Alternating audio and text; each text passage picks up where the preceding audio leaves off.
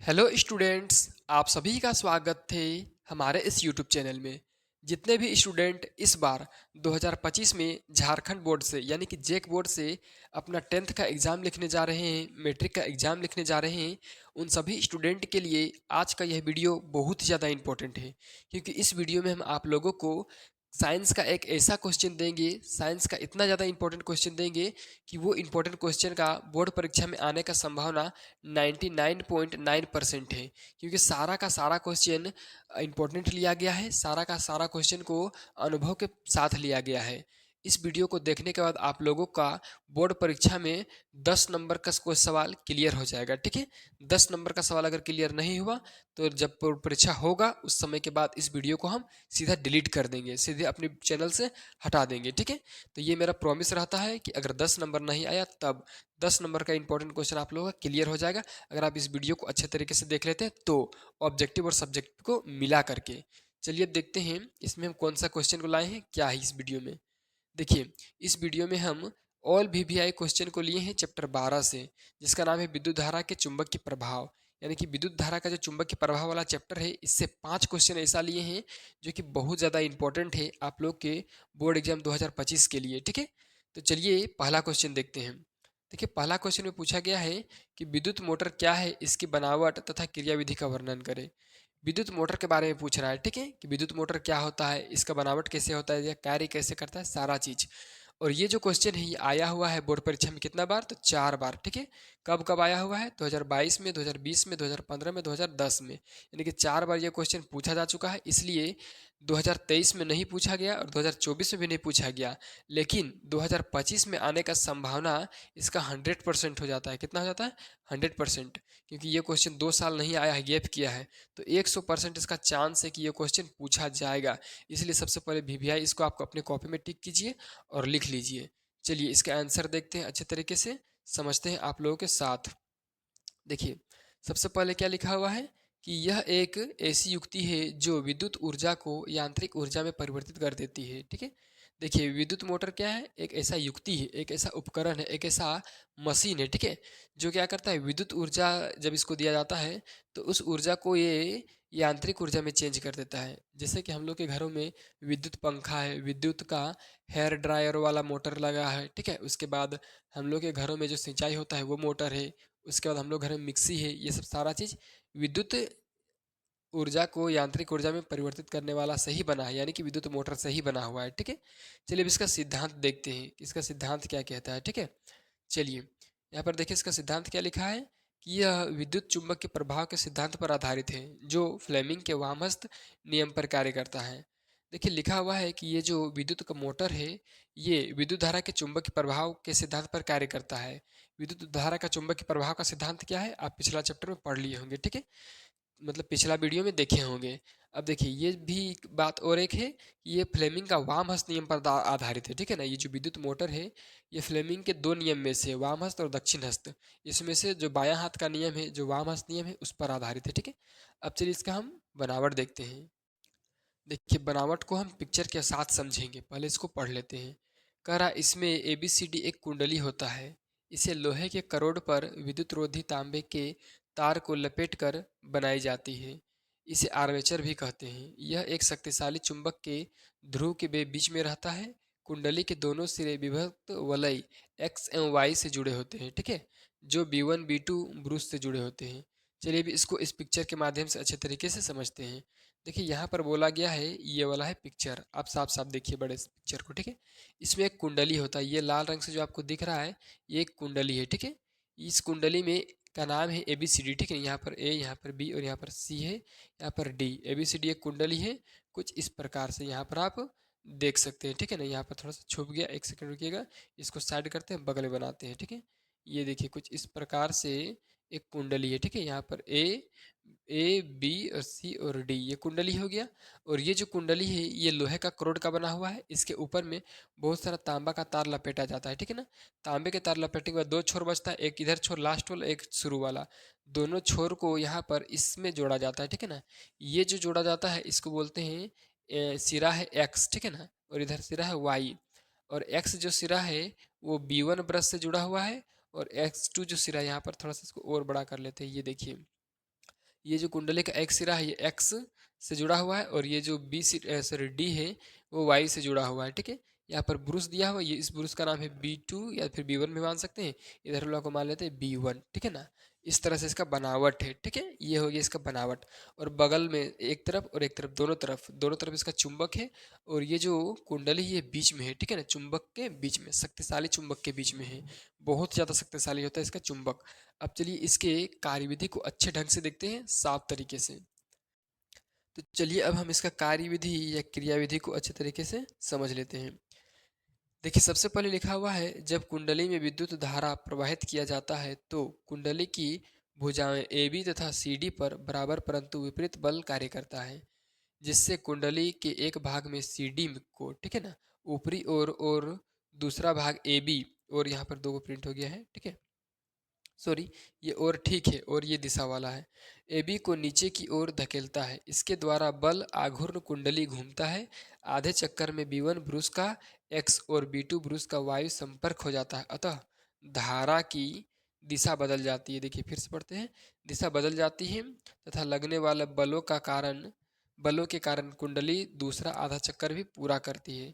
इस तरह यह क्रिया लगातार दोहराई जाती है और विद्युत धारा प्रवाहित होते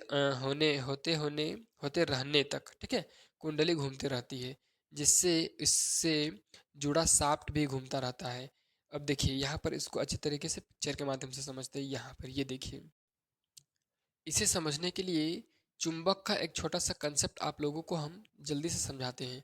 देखिए ये है एक कोई चुंबक, ठीक है, इधर इसका नॉर्थ पोल है और ये भी कोई इसका एक चुंबक है, इसका इधर नॉर्थ पोल है। तो नॉर्थ नॉर्थ जब एक साथ आएगा तो एक दूसरे को रिपेल करेगा, ठीक है ना। ये घूम जाएगा इधर और ये अगर स्थिर रखा है इसको अगर हम, तो ये घूम जाएगा इधर, ठीक है। और अगर इधर भी घूमने के बाद इधर भी एक चुंबक है जिसका इधर नॉर्थ पोल है, तो ये जब इधर घूमेगा तो इधर भी इसको नॉर्थ मिलेगा, फिर से ये इधर घूम जाएगा, ठीक है। इसको भी यहाँ पर फिर नॉर्थ मिला तो इसको भी ये इधर घूम जाएगा, इधर इधर इसी घूमते रह जाएगा। सेम टू सेम यहाँ पर होता है इसके साथ। चलिए अब इसको समझते हैं अच्छे तरीके से। देखिए जब विद्युत धारा इस कुंडली में प्रवाहित किया जाता है तो ये कुंडली स्वयं में एक चुंबक का कार्य करती है, स्वयं में एक चुंबक बन जाती है, ठीक है। और इधर एक चुंबक है और इधर एक चुंबक है। अब देखिए इधर चुंबक का ये नॉर्थ पोल है और ये साउथ पोल है, ठीक है। अब देखिए कहने का मतलब है ये नॉर्थ पोल और ये साउथ पोल, और ये वाला मेरा चुंबक, तो इस चुंबक का भी दो गो सिरा होगा जो चुंबक कुंडली बनता है। मान के चलिए जब इसमें विद्युत धारा प्रवाहित किया गया तो विद्युत धारा प्रवाहित करने के बाद नॉर्थ पोल इधर बना, ठीक है ना, इस साइड में नॉर्थ पोल बना, तो इसका भी नॉर्थ पोल और ये परमानेंट चुंबक का भी नॉर्थ पोल, तो नॉर्थ नॉर्थ एक दूसरे को रिपेल करेगा और ये चुंबक नीचे से घूम के इसके पास आ जाएगा, ठीक है। जब इसके पास आ जाएगा तो यहाँ पर विद्युत धारा का मान जो है दिशा बदल जाएगा, मान नहीं बदलेगा, दिशा बदल जाएगा, ठीक है ना। विद्युत धारा का दिशा बदलने से ये वाला जब नॉर्थ था तो ये वाला अब यहाँ वाला नॉर्थ न रह करके ये जो इधर से घूम के आया था ये साउथ बन जाएगा, ठीक है ना। जैसे ये साउथ बनेगा वैसे ही ये इसको रिपेल करके फिर से यहाँ पहुँचा देगा, तब तक ये जो कुंडली है फिर से नॉर्थ बन जाएगा। जैसे ही नॉर्थ बनेगा फिर इसको यहाँ पहुँचा देगा, फिर इस तरह से ये घूमते रह जाएगा, यानी कि विद्युत धारा का दिशा बदलते रह जाएगा और ये घूमते रह जाएगा, ठीक है। इस प्रकार से ये घूमेगा। देखिए यहाँ पर ये क्या लगा हुआ है, ब्रश लगा हुआ, इधर भी ब्रश लगा हुआ है, ठीक है। ब्रश क्या करता है, ब्रश से जुड़ा हुआ विभक्त वलय, ठीक है ना। ये देखिए दो ठो कप के जैसा दिख रहा है, ये विभक्त वलय है, ठीक है। ये विभक्त वलय ही क्या करता है, विद्युत धारा का दिशा को बदलता है, ठीक है ना। एक जब नॉर्थ पोल के तरफ ये कुंडली का नॉर्थ होता है तब ये नॉर्थ पोल बनता है, और जैसे इधर जाता है तो ये तुरंत साउथ पोल के पास पहुंचता है। वैसे ही कुंडली का ये जो सिरा है वो भी साउथ पोल में चेंज हो जाता है, क्योंकि विद्युत धारा का जो दिशा है वो भी बदल जाता है, इसलिए इस तरह से फिर ये घूमते रहता है, ठीक है। और इसके साइड में देखिए यहाँ पर बगल में पीछे के साइड, ठीक है, पीछे के साइड एक शाफ्ट रहता है, शाफ्ट में तो एक रोड निकला हुआ होता है जो साथ साथ घूमता है, और इसी रोड से हम लोग पंखा लगा हुआ होता है, हम लोग का जो हेयर ड्रायर का फैन होता है वो लगा हुआ होता है, विद्युत मोटर का सॉरी सिंचाई मोटर का जो पानी खींचने वाला जो यंत्र होता है, जो उपकरण होता है वो लगा होता है, मतलब सारा चीज़। तो चलिए अब हम नेक्स्ट क्वेश्चन देखते हैं, 2 नंबर। 2 नंबर में क्वेश्चन पूछा है, चुंबक के क्षेत्र रेखाओं के गुणधर्म लिखें। देखिए ये बहुत ज़्यादा इंपॉर्टेंट क्वेश्चन है, आप लोग के टेस्ट में भी आया होगा। ये 2014 में, 17 में, 19 में आया है। ये भी सवाल 23 में नहीं आया है, 24 में नहीं आया है, 22 में नहीं आया है, 20 में भी नहीं आया है, और भी बार नहीं आया है। इसका मतलब 2025 बोर्ड एग्जाम में आने का संभावना इसका भी 100% है। मतलब जिसका जिसका आने का संभावना 100% है उस क्वेश्चन को हम यहाँ पर पिकअप किए हैं। और इस वीडियो को पूरा देखिए, अगर आपको सवाल नहीं मिला बोर्ड परीक्षा में तब आप बोलिएगा इस वीडियो को देखने के बाद, ठीक है। चलिए इसका आंसर देखते हैं। आंसर में क्या कह रहा है कि चुंबकीय क्षेत्र रेखा के गुणधर्म निम्नलिखित है, मतलब नीचे लिखा गया है, ठीक है। कौन कौन सा गुणधर्म है? तो पहला देखिए ये क्या है, यह बंद वक्र होती है। चलिए इसको पिक्चर के माध्यम से समझते हैं कि क्या बोल रहा है बंद वक्र। देखिए ये है आपका चुंबकीय क्षेत्र, ठीक है ना। चुंबकीय क्षेत्र रेखाएं, देखिए ये क्षेत्र, ये रेखा यहाँ से निकली यहाँ गई, ये रेखा इधर से निकली इधर गई, ये रेखा इधर से इधर से इधर से। देखिए यहाँ पर आप ध्यान से देख सकते हैं, ये बंद है। क्या है? बंद है, खुला नहीं है। और वक्र, वक्र मतलब वक्राकार है, ठीक है ना, कुछ इस प्रकार से इसको बोलते हैं वक्राकार। और ये गोल है, ठीक है। तो आप तो पहला नंबर का अच्छे से समझ रहे होंगे कि बंद वक्र होती है, मतलब बंद होता है और वक्र के आकार में होता है, ठीक है। चलिए अब दूसरा नंबर देखते हैं। दूसरा नंबर में लिखा हुआ है कि यह रेखा एक दूसरे को प्रतिच्छेद नहीं करती है। अब देखिए प्रतिच्छेद करने का मतलब होता है काटना। यहाँ पर आप देखिए, ये यहाँ से निकला, इधर से प्रवेश किया, फिर से ये यहाँ से निकला और फिर से ये इधर से प्रवेश करेगा, ठीक है ना। यहीं पर ये घूमते रहेगा। ये रेखा कभी भी दूसरे रेखा के इस लाइन से नहीं जाएगा, नहीं ये किसी और से जाएगा। मान के यहाँ से निकला तो ऐसे नहीं जाएगा, एक दूसरे को प्रतिच्छेद मतलब काट कूट नहीं करेगा, ठीक है ना। चलिए 2 नंबर हो गया। अब देखिए 3 नंबर में क्या लिख रहा है। चलिए थोड़ा सा इसको बड़ा कर लीजिए, हाँ ये इतना बड़ा। 3 नंबर में देखिए क्या है, यह उत्तरी ध्रुव से निकलकर दक्षिणी ध्रुव में प्रवेश करती है। देखिए यह उत्तरी ध्रुव से निकलता है। देखिए यहाँ पर जो आपको चुंबक दिख रहा होगा छोटा सा, इसका ये नॉर्थ पोल इधर है और ये साउथ पोल इधर है, ठीक है। यानी कि नॉर्थ मतलब उत्तरी। तो यहाँ से ये उत्तरी ध्रुव से निकलता है और दक्षिणी ध्रुव में प्रवेश करता है। उत्तरी ध्रुव से निकलता है और दक्षिणी ध्रुव में प्रवेश करता है। उत्तरी ध्रुव से निकलता है, दक्षिणी ध्रुव में प्रवेश करता है। चुंबकीय क्षेत्र रेखाएं। कभी कभी सवाल आपको लोगों को कंफ्यूज करने के लिए देता है कि चुंबक के अंदर में चुंबकीय क्षेत्र की दिशा क्या होती है। तो चुंबक के अंदर में चुंबकीय क्षेत्र की दिशा दक्षिण से उत्तर होती है। दक्षिण से उत्तर, यहाँ पर आप ध्यान से देख सकते हैं। उत्तर से अगर निकला और दक्षिण में घुसा है, दक्षिण चुंबक के अंदर में किधर होगा? दक्षिण से उत्तर होगा, ठीक है ना। दक्षिण से उत्तर, ठीक है। और बाहर में उत्तर से दक्षिण, उत्तर से दक्षिण, उत्तर से दक्षिण, इस प्रकार से। चलिए अब अगला नंबर देखते हैं, चौथा नंबर में, ठीक है। चौथा नंबर में देखिए क्या लिखा हुआ है कि यह ध्रुव के समीप में सघन और मध्य में विरल होती है। देखिए यहाँ पर आप देख सकते हैं, ध्रुव इसका 2 ठो, 1 ठो और 2 ठो। और यहाँ पर देखिए ये सघन है, सघन मतलब घना है, ठीक है ना। और बीच में जाने पर ये विरल हो जाती है, दूर दूर फैल जाती है, ठीक है।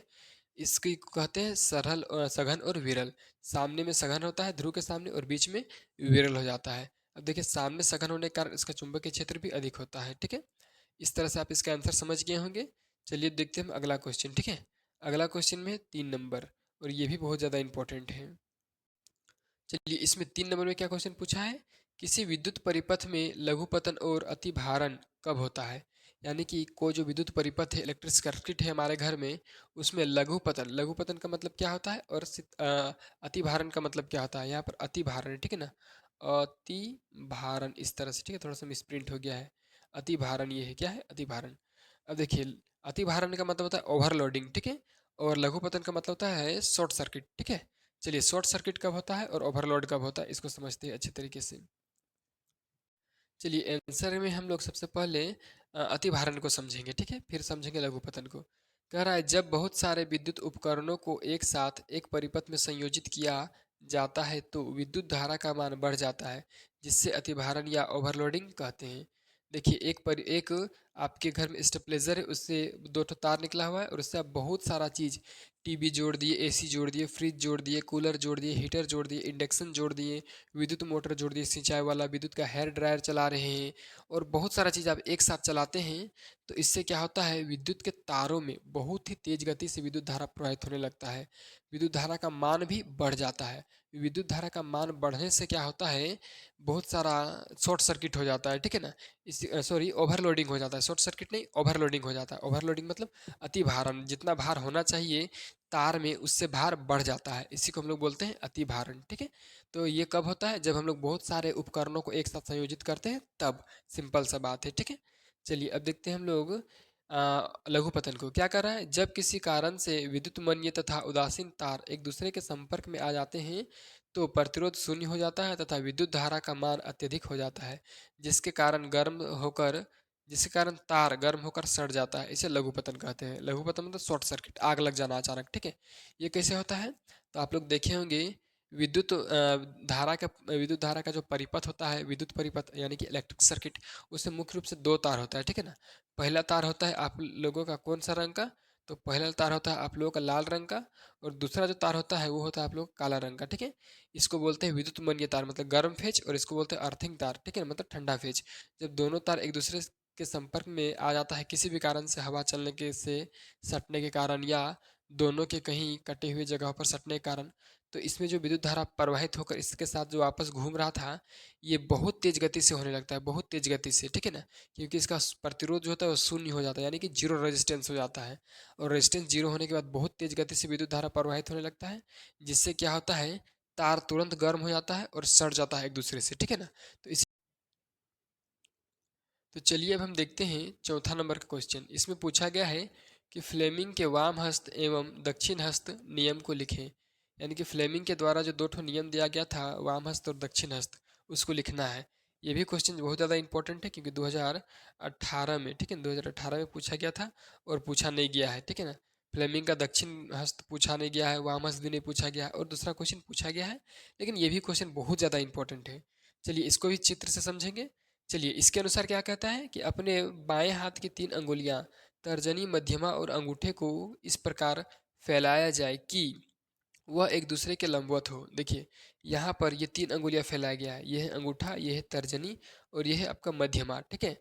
ये तीन अंगुलियों को इस प्रकार फैलाया गया है कि तीनों एक दूसरे के क्या है, लंबवत है, ठीक है।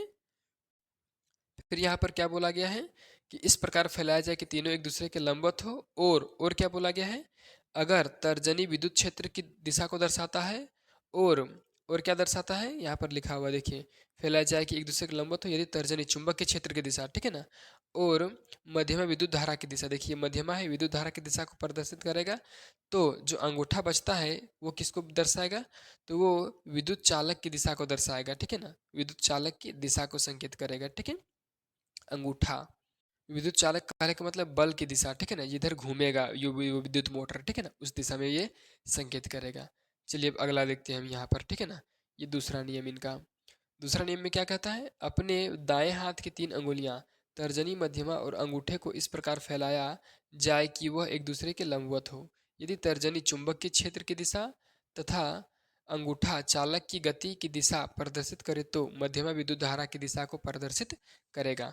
यहाँ पर साफ साफ बताया गया है कि अगर तीन को अंगुली हम लोग दाएं हाथ का फैला दे इस प्रकार से कि तीनों एक दूसरे के लंबवत हो जाए कुछ इस प्रकार से, तो अगर तर्जनी चुंबक के क्षेत्र की दिशा को प्रदर्शित करेगा, और ये जो मध्यमा बचा, ये वाला किसको प्रदर्शित करेगा, मध्यमा आपका विद्युत धारा की दिशा, ठीक है ना। और ये जो बचा हुआ है आपका अंगूठा, ठीक है ना, अंगूठा किसको प्रदर्शित करेगा, चालक की गति, मतलब किधर घूमेगा उसको, ठीक है ना। इसमें और उसमें बहुत सारा अंतर है, ठीक है, वाम हस्त नियम और दक्षिण हस्त नियम में। आप इसको डिटेल से अच्छे से समझिए, एक बार अपने कॉपी में लिख लीजिए उसके बाद। चलिए अब लास्ट क्वेश्चन देखते हैं इस वीडियो का, जो भी काफ़ी ज़्यादा इंपॉर्टेंट है। देखिए ये भी क्वेश्चन इंपॉर्टेंट है, कब कब पूछा गया है, तो 2014 में, 2000 यहाँ पर 11 में और 2023 में, ठीक है ना, यहाँ पर 11 लिखा हुआ था, ठीक है, जो कि मिटा हुआ है थोड़ा सा। चलिए क्वेश्चन क्या है, विद्युत चुंबक के प्रेरण किसे कहते हैं, ठीक है ना। यानी कि विद्युत का जो चुंबक के प्रेरण है उससे हम लोग क्या समझते हैं, इसको बोलेंगे क्या, ठीक है। चलिए अब इसको देखते हैं। कह रहा है कि जब किसी कुंडली में किसी चुंबक को घुमाया जाता है तो कुंडली में विद्युत धारा उत्पन्न होता है। इस घटना को विद्युत चुंबक के प्रेरण कहते हैं, प्रेरणा नहीं प्रेरण कहते हैं, ठीक है, प्रेरण कहते हैं। इसका कहने का मतलब क्या था, चलिए इसको पिक्चर के माध्यम से समझते हैं। देखिए इसमें बोला जा रहा है कि ये एक आपका चुंबक है आपके सामने, ठीक है, परमानेंट चुंबक, और ये आपका कुंडली है। अब इस कुंडली में आप लोगों के सामने यहाँ पर बहुत सारा तांबे का तार लपेटा गया है, और यहाँ पर दो ठो सिरा बचा हुआ है, ठीक है ना। ये दोनों सिरा एक कहीं सी बल्ब में ला जाके जोड़ दीजिए, और ये है आपका कुंडली, ठीक है ना, कुंडली, सॉरी, ये है आपका चुंबक, ठीक है। और ये है आपका कुंडली। जब ये कुंडली को हम लोग तेजी से घुमाएंगे इस चुंबक के अंदर में, तो ये जो कुंडली है उसमें विद्युत धारा का निर्माण होगा, ठीक है ना। इसी को बोलते हैं विद्युत धारा, सॉरी, विद्युत चुंबक के प्रेरण, ठीक है। इस प्रकार से देखिए हम आपको टॉप 5 इंपॉर्टेंट क्वेश्चन बताए हैं इस चैप्टर का। अगर आपको वीडियो अच्छा लगा है तो जल्दी से वीडियो को लाइक कीजिए, चैनल को सब्सक्राइब कीजिए और दोस्तों को वीडियो को शेयर कीजिए।